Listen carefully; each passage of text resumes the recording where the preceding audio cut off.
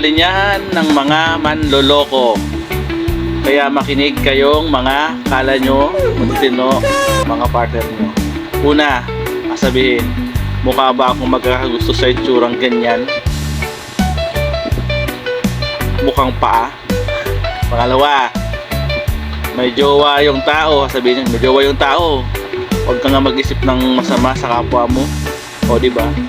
Ikaw pa ang pinagmukhang masama o kontrabida. Diba? Pangatlo,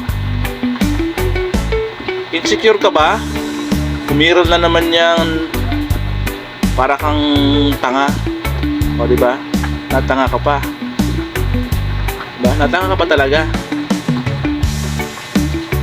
Pang-apat mga boss. Ito malupit mga boss. Nalinyahan. Tropa ko lang yon. O sasabihin niya katrabaho ko lang. O yun o, diba? Lusot na naman.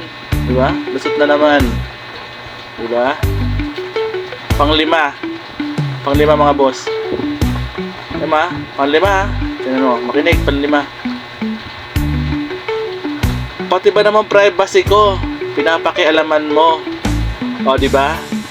Yan pa lang, alam mo na may tinatago, diba? Pang-anim.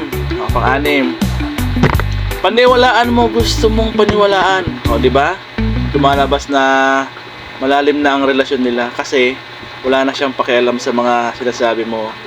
Kaya isip-isip mga boss, diba? Magkakanya-kanya na yan, ganyan, no? Isip-isip. Pampito mga boss, ha? Pampito. Ito yung huli mo na, lulusot pa talaga. Diba? Sabihin niyan, binura ko na yon kasi alam ko magagalit na magsiselos ka.